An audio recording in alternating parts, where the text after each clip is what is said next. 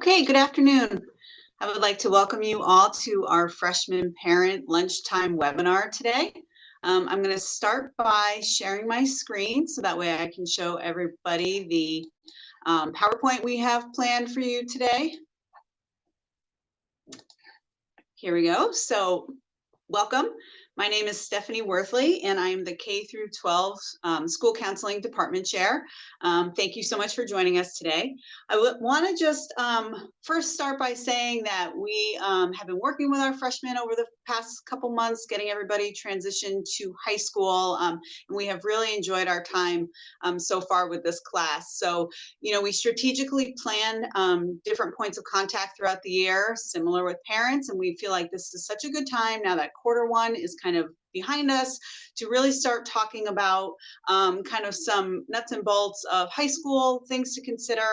We often don't like to share this information too early with students and parents, but find that right now that students have gotten used to the high school a little bit, they know the expectations, they know their way around, that this is a really good opportunity for us to start giving them some more information about what to expect over the next couple years. So our agenda for today, we're going to introduce to you all of the school counselors at the high school. We're going to talk about some tips for success to how to navigate high school, the role of the school counselor and how to access us. We're also going to start talking about graduation requirements, transcripts, GPA. These are all things that are new to high school students, and nothing really to concern yourself with, except for the fact that we want you to be mindful that these are all kind of high school terms, high school procedures that we feel like is important for students and parents to be aware of. We'll talk a little bit about standardized testing, but just some support resources that we have available, and then most importantly, how to best communicate with the school counselors and teachers here at the school and for students to be engaged in their high school career. So with that said, as I said, my name is Stephanie Worthley. So I work with students last names A through B. Mrs. Elise DeLuzio works with students last names C through G. Students with the last names H through L work with Ann Lodge. M through R, Amanda Patton. And Mr. Eric Orberg works with the end of the alphabet, last names S through Z. We also in our office have Dr. Russ Becker, who's our school adjustment counselor. Dr. Becker is out on paternity leave until right after the new year, but he's been a great resource for our students over the year, really helping with much of the mental health and social emotional needs that our students might face. So with that being said, as you as parents are, navigating this process with, this high school process with your sons and daughters, we find that this article has some really great tips about how to help your students thrive and really find success. So Medfield High School had partnered with Stanford University several years ago. Group of faculty members went out to Stanford in a program called Challenge Success. And it's really to get our school to think about our culture, to think about what's important for our students and how we define success here. But I always like to kind of show this to parents, as you're working with your son and daughter, as they are getting used to the high school. I think it's really important to keep some of these tips in mind. So, number one, asking your child, how was your day? Learn anything interesting. Often instead of saying, how did you do on your math test? It is so hard. I know even for me personally, my kids will send me a text in the afternoon. I'll say, how was school? Good or fine. I try to to hold on the, how'd you do on your math test? How'd your science test go? Things like that, even though I know that that was an important part of their day. Good counseling skills. I try to use open-ended questions. So I'm not getting one-word answers in the afternoon, but, tell me something fun that happened today, or what was the most interesting thing you learned, to really try to engage them a little more in conversation. Number two, resist the urge to correct errors on your child's homework. And I know that can be hard as well sometimes, but homework is often a really good way for your teacher to assess your child's understanding. And so sometimes if there's a big difference between homework and assessments, it often makes people wonder, how much of the child's homework is done independently. So again, I think that's a really good tip to know. Really thinking about what's important in learning and not just about the grades. Important for families in this busy day and age to make time for what Challenge Success refers to as the PDF, playtime, downtime, and family time. It's so critical for a student's well-being when they have a good balance of that in their lives, which I know can be also so challenging. Um, Technology is a huge thing that our students are faced with. It's so different than even it was 5 or 10 years ago with social media apps and just having constant connection between a student, their peers, their parents, kind of everything going on. So it's important sometimes to give your child some downtime from technology so that way they can really have a break from distractions and interruptions. One of the things we're going to talk today is about communication, and we really feel like it's important for your child and for you to collaborate with teachers. I think our edition of parent conferences was very well received by both parents and our teachers at our school, and I hope you were able to find some time to meet with your son or daughter's teachers. It's interesting at the high school. Oftentimes, parents will drop off a whole host of things during the day: schoolwork, sports equipment, lunches, all of that stuff. We feel like at the high school, this is a really good time for students to experience small failures that they can learn from. We are really trying to encourage our kids to, work on those executive functioning skills, try to remember everything they need to be prepared. And I know it's hard, but really trying to help your kids navigate some of that themselves. I was just talking with a student this morning about sleep. Sleep is so important, especially at this age. We have found a huge correlation between students that are sleep deprived and depression and anxiety. We have a lot of statistics through the Metro West Adolescent Health Survey and, some other research. And if you're seeing your child is spending way too much time on homework or schoolwork at night and are up at all hours, please reach out to us. We want to have a conversation because we want to make sure that our students' well-being is taken care of. When your child is talking to you, really try to listen to what they're not saying to you. Sometimes, it's so hard if they are very short and they just come home and I hate school, but really what's going on? So oftentimes it's important to listen to the subtle things that they're not saying. And I know that that can be so hard, but it's so important to try to figure out what your child's interests are, what their strengths are, and really begin to cultivate those here at the high school level. I hate when I hear students say, oh, I signed up for this or that because I think it will look good for college. That's fine, but really sign up for things and get involved in things that you're really interested in. That's only going to make your high school experience better.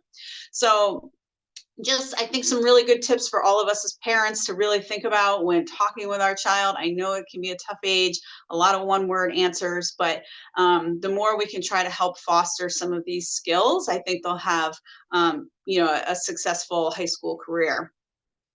So that being said, I mean, a lot of the work that we're doing is around building relationships with our students and with you as parents. So we had the luxury of going over to Blake in June to be able to have one-on-one meetings with all of our now freshmen before they even entered the building.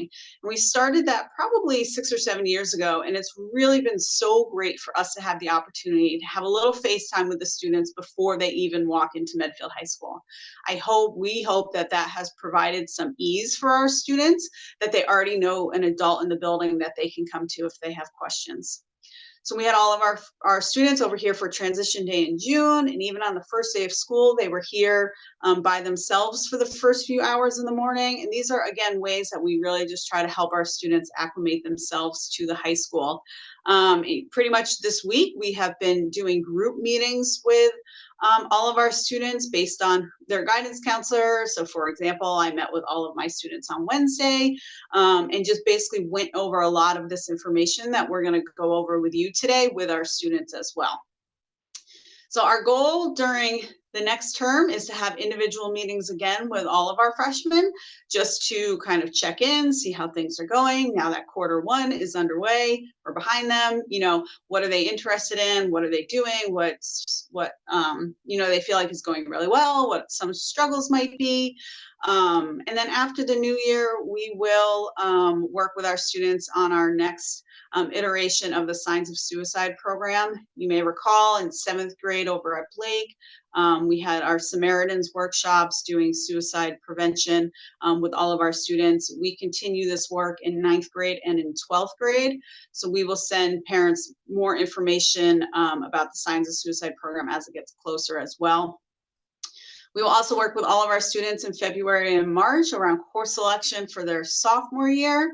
And then really we're encouraged students to come see us anytime they need to talk, whether it's about, something happening outside of school or relating to something academic here at school, whatever it might be. We're really trying to build those relationships and encourage students to come down, get to know us a little bit, because we are, happy to work with our students over 4 years and really be able to, build nice relationships with them, especially by the time they leave in senior year. So with that being said, I'm going to turn it over to Elise DeLuzio, who's going to pick up the presentation from here. Elise?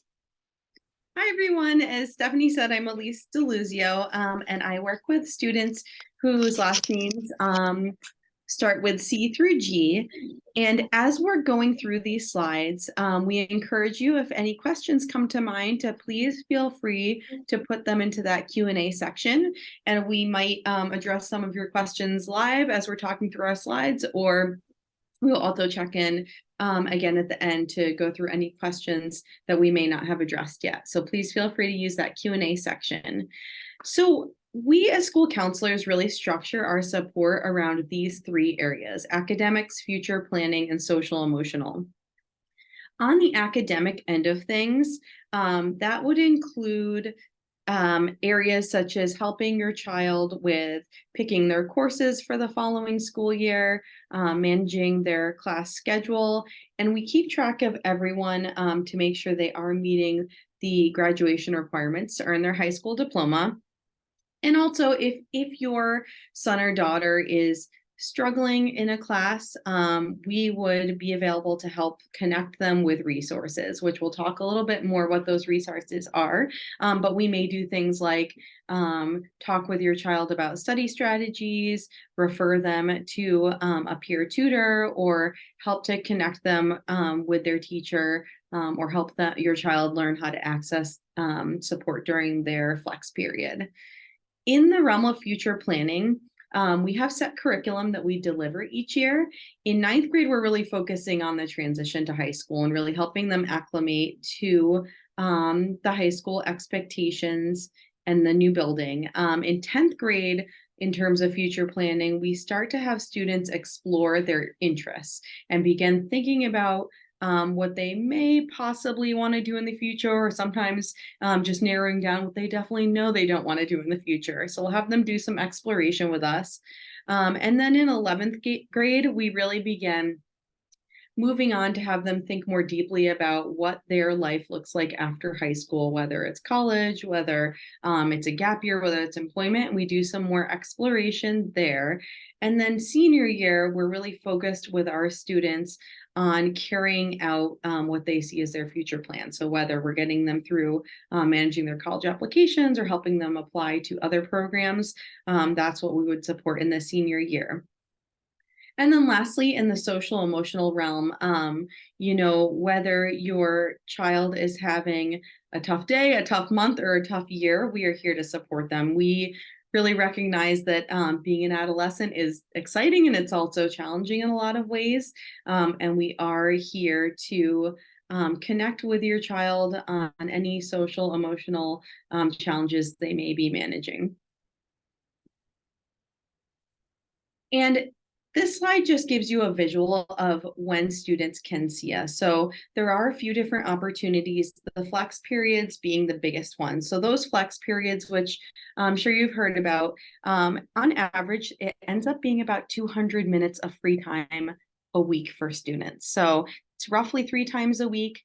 67 minutes each time. And so that's a great opportunity for students to come meet with us if they'd like to use part of their flex time. If students have something quick that they want to check in about, there's also a 10-minute break every day during what we call EPT. That's an extended passing time in the morning.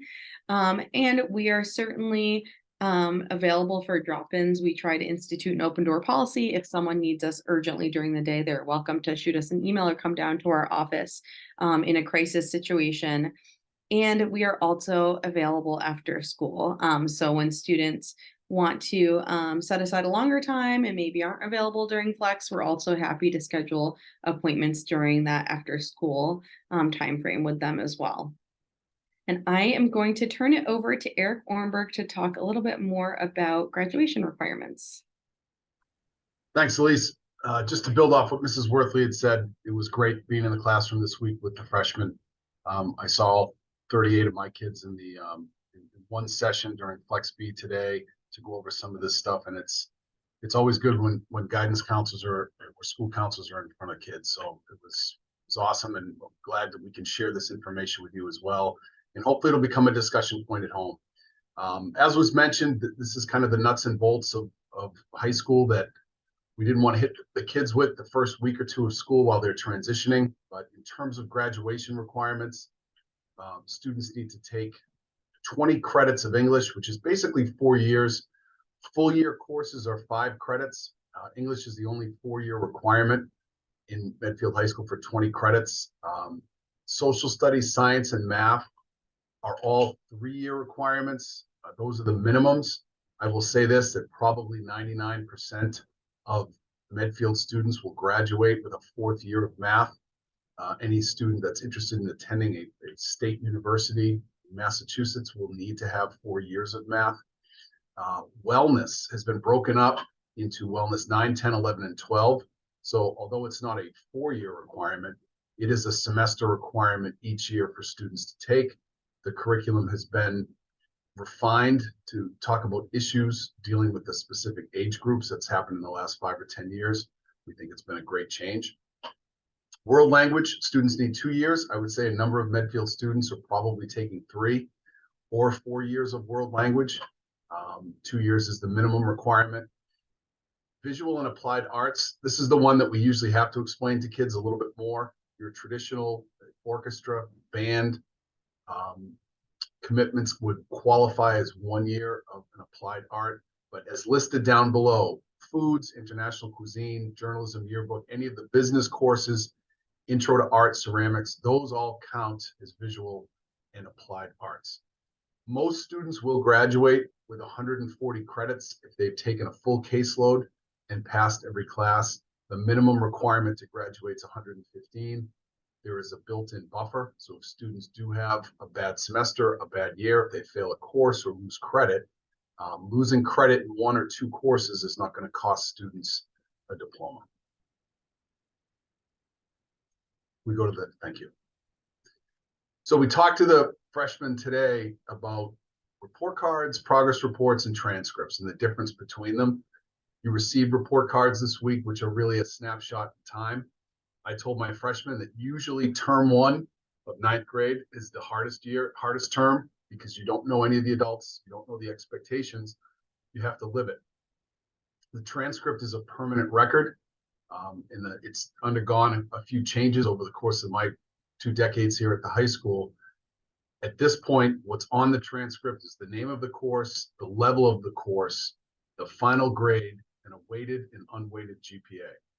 We talked to the students about this being a permanent record. This is what's kept on file. It does not have detentions, doesn't have discipline, absences, MCAS scores. None of that are a part of the Medfield transcript. It is something we do keep a copy of for 60 years after graduation. Oftentimes those transcripts are requested if students are going to attend college at a later date. Some people move in or out of the country, so we keep a copy of this. It is definitely a permanent record. This is a wonderful snapshot of what would be a senior year term 1 transcript, just to give folks a visual. Again, the name of the course, final grade, the credits that the students have accumulated, and then down the bottom you see the weighted and the unweighted GPAs. So in years past, we've showed a blank page to the freshmen to say, you're just starting this whole process. We try to demystify the common statement that junior year is the only year that counts. I explained to the freshmen today, every year counts equally, and the most important year is the one that you're in. And hopefully you're working towards maintaining or incremental improvement each term that you are in high school.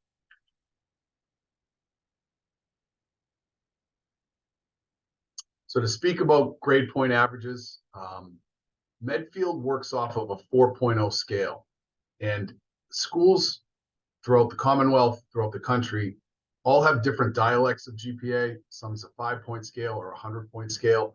Medfield works off a traditional 4.0 scale. So at the mid-year point, when students are done with their first semester of high school, they will have a GPA that's based on the 7 grades that they have for the semester, and a numerical value given to those. So unweighted GPA, a 4.0 scale, a 4 is an A, a 3 is a B, a 2 is a C, a 1 is a D. And if a student fails a class, it's calculated as a 0. What Medfield has done for students that take honors or AP courses is give them an additional weight to that number. So if a student is taking honors biology and they're getting a B, the numerical value of that B, which would be a 3.0 on an unweighted scale, is a 3.8 on a weighted scale.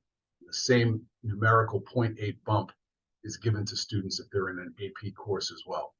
So this is, freshmen don't have a GPA. They will have something calculated at the semester point, which is usually the first week or 2 of February.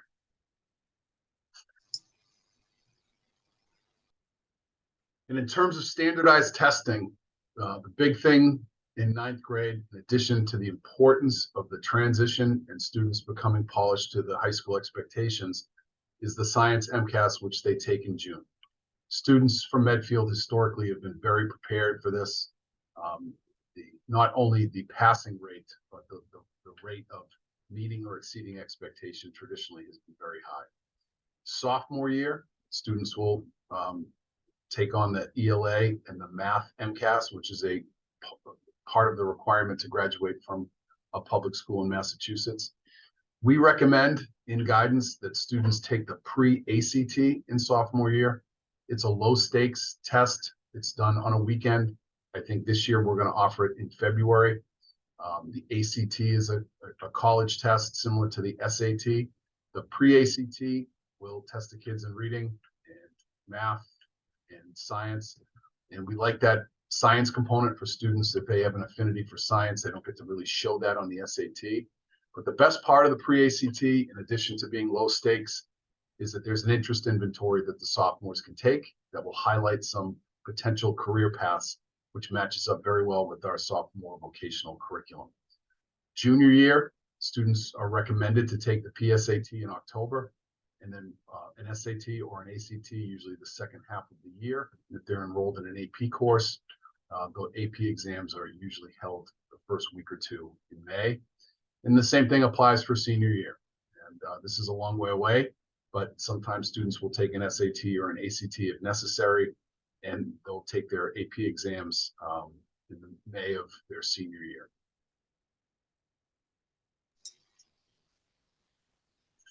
Okay, and at this point, I'm going to hand this over now to Mrs. Lodge. Thanks, Eric. So one of the things that we tried to communicate with your sons and daughters over the last week when we were meeting in individual sessions is that they are not navigating high school independently. We are hoping that they will gain some of that independence over the next 4 years, but we wanted to make sure that they know where and how to access support throughout the course of any given year that they are in high school.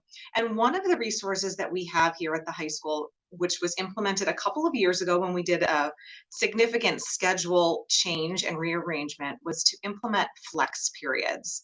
So for those of you who may not be as familiar with flex periods, flex is a non-academic course that every student in the high school has. So it's 67 minutes, just like any other academic course, and it runs 5 times in an 8-day cycle. And during that flex period, students have the opportunity to use it essentially like a study hall period. They can sign up to get extra help with their teachers during the school day during that time, which is one of the wonderful resources. It's a great opportunity for kids to reach out to their teachers for support, or for teachers to pull kids in if they need them to make up a lab or an assessment, or check in with them about an assignment from a time that they were absent. So during each of those flex periods, it's 67 minutes divided in half for a flex A and a flex B period. So students have the opportunity to see a couple of different teachers, or to work independently in their flex classroom just to get some work done if they don't need extra help on that given day. There are 2 additional resources in the school that also run during flex periods. One is our writing center, and it's staffed by an English teacher and a number of upperclassmen who have strengths in writing. And students can sign up to attend the writing center during a flex period for help with any sort of a writing assignment that they are given, from the very beginning brainstorming stages to the final edits in any sort of an assignment. Our seniors tend to use it a lot in the fall for help with college essays. And now that they're out and opening up some more spots for our underclassmen, I know when I surveyed my students today, when I met with them, a number of them had heard of the Writing Center but hadn't accessed it yet. So I did try to challenge them to access the Writing Center at some point during the remainder of semester 1, just to get their foot in the door and see what kind of help and support that they can provide. Another great resource that we have here at the high school is called the Academic Success Center. It runs on days 3 and day 8 during those flex periods, and it's staffed by a special educator and an assistant who are there for the general education population to help support students with study skills, executive functioning skills, and sort of across all content areas. So it's not content specific support, but it's more the overarching scheduling, organization, and study skills support. It's a wonderful, wonderful resource for students, and a great way for those freshmen who might still be trying to figure it all out to access some additional executive functioning support. Students are able to do all of this through an app we have called the MyFlex Learning app. They are all pretty familiar with how to use it, but we are here to help support them should they need any additional support. We also wanted to share information about peer tutoring that is available. So at the conclusion of term 1, I think students are all looking at how they performed during the first term of high school. And I think some feel really good about where they are in some areas and recognize that there is room to grow in other areas. So the counseling office does maintain a list of peer tutors who are able to help students in content specific areas, but also with the time management, organization, and study skills. Peer tutors are upperclassmen who feel like they had a strength in a particular subject area and are willing to volunteer their time to help support any student who might need help in that particular subject. So anyone who feels like they might need that peer tutor support is welcome to connect with their counselor, and we can help them review the list and determine someone who might be a good fit that would be able to meet with them generally outside of school time. They'll meet on their own time. We also have something called the LINK peer tutors. LINK stands for Leaders in Knowledge. And these are students who have been selected to help support individuals during the flex periods. So they work alongside teachers to be an additional support in the classroom during flex periods, in the event that those flex periods are getting pretty busy with a number of students who are coming in and seeking support. Next slide. Thank you. One other thing that we want to highlight for all families, and this essentially is a handbook highlight, is how families can go about getting additional information from teachers and seeking out help and support for their child. Obviously, for the first time this year, we had conferences, which was fabulous. We hope a number of you were able to take advantage of that and meet one-on-one with your child's teacher to gather feedback and have any face-to-face conversations that you felt were necessary at that point in the year. As we move forward throughout the course of the year, if there are things that come up that you feel need to be addressed, if you have specific questions or concerns for teachers, there is sort of that expected chain of communication to know how to go about doing something. Oftentimes, families will reach out to the school counselor as the first step, and we always welcome that opportunity to have an opportunity for a conversation with you, to learn a little bit more about what's going on and where your question lies. However, we might end up directing you back to the teacher for that next line of communication. Email is one way to begin the connection. I think face-to-face conversations or phone calls are also a great opportunity to dig a little bit deeper. And then if you feel like you need additional information beyond that conversation with the teacher, then it progresses to a department chair level, then the assistant principal level, and ultimately a principal level if anything ever moved beyond that. Again, it's something that we certainly welcome having conversations with families. If you're not quite sure where to start in the process, we're always happy to help direct you in the appropriate direction.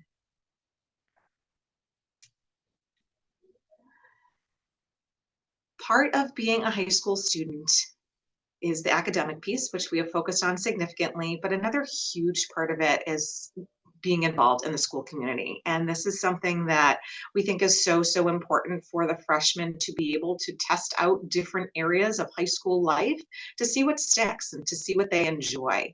We have so many resources that are available for students through clubs and organizations and athletics and theater, and there's just so much information that's out there. One of the great places that we like to direct students and families to look to for additional information is this website here. It's the Frequently Asked Questions Center. If you haven't had an opportunity to look at this section of our website yet, I would encourage you to do so. You can actually find it under the high school webpage. If you look under Explore, it should have the FAQ center right there. I would recommend bookmarking it. As you can see right here, it's got grade level information that might come from your sons and daughters class officers. They might be sharing information here. It does have the monthly calendar and the bell schedule, and it also has links to club information. We'll move to the next slide, Stephanie, and we'll highlight that. Thank you. So this part of the website, it links directly to all of the clubs and organizations with a listing of the advisors and the contact people for each organization at the high school. And I think this is a wonderful resource for students to figure out what might be out there that they'd like to explore further. Back at the end of September, we held a club fair for all of the students to meet with representatives from the different organizations and give them the opportunity to sign up to become a member of all the clubs and organizations that are offered here. And some kids went around and signed up for so many different clubs, and others were more observing to see what was out there and haven't joined things yet. If your child is someone who hasn't had the opportunity to join a club or an organization yet, maybe they were busy with fall sports and wanted to wait until a little bit later in the year, this is a great resource to check out, to go through with them and see what might stick, what might be something that they would be interested in joining for the remainder of the year. Students can also start their own club or organization if there's not something there that does interest them, as long as they can find an advisor and a couple friends who might be interested in that same area. There's a form on here that actually allows you to propose new clubs as well, and it's something that happens on a yearly basis.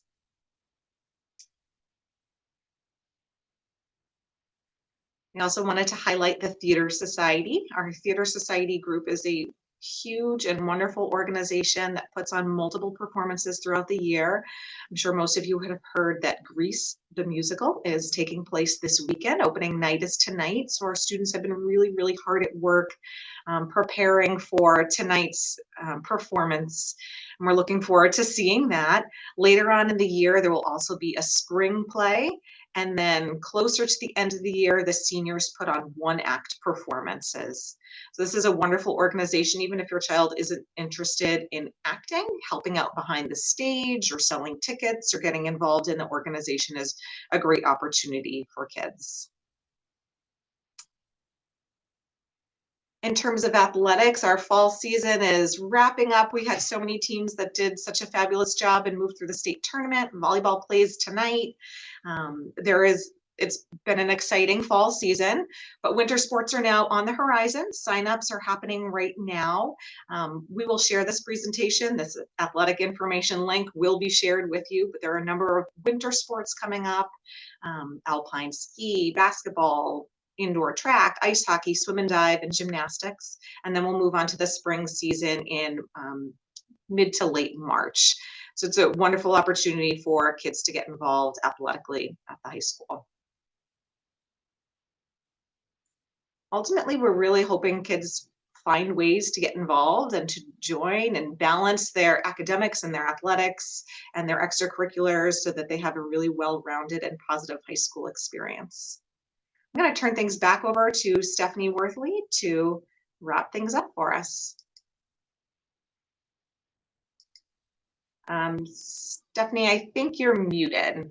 Just 1 second, see if we can unmute you.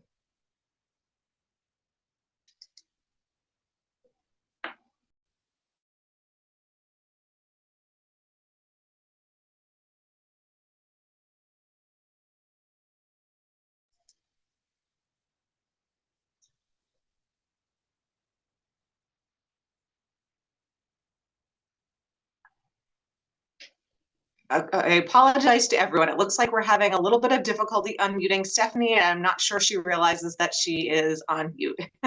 Give us just 1 second here and we'll see what we can handle for her. Okay.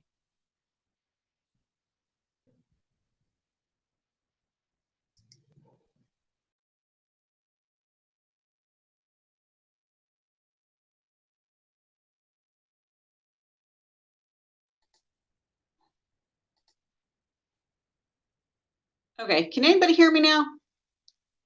Okay, I'm going to stop sharing my screen. I apologize, parents, for our technical glitch there.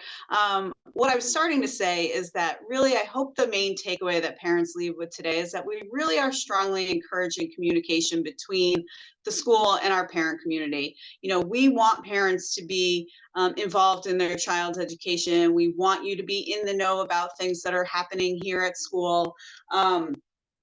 You know, I think following, you know, all of the resources and social media, the emails that get sent from the schools, I know sometimes can be a lot, but I think it's often good information for families to have. So like our Monday news flashes that go out from our principal often have a lot of information about upcoming activities or, you know, just things going on with our students. The website that Anne mentioned with the FAQs, is a great resource for students and families. Certainly, you can follow us on social media like X and Instagram and things to that nature. We have I think is a pretty good school counseling website with a lot of information. So, you know, I encourage parents to take a look at that as well. But definitely we want the lines of communication open. We want parents to email us, email teachers, ask questions. That's what we're here for. I know with teachers, you know, you can follow along on Google Classroom or get weekly updates. Sometimes I don't find Google Classroom all that useful from a parent perspective. However, I encourage you to say to your son or daughter, hey, sit down, pull up your Google Classroom, let's take a look at it together. You know, I don't think that Google feature is exceptional for parents. And so if you're seeing things that you have questions that you don't quite, you know, understand, you know, did my kid turn this in? What does this look like? Reach out to the teachers and ask. You know, as we were talking, were there any Q&A things? I don't know if any of the other counselors saw things that we could address publicly as a group. I apologize, parents, as I share my screen with the PowerPoint, I can't see some of the features behind it. Yeah, so a couple cute questions came in during the presentation and we have answered those, but if anyone has others, feel free to put them in now.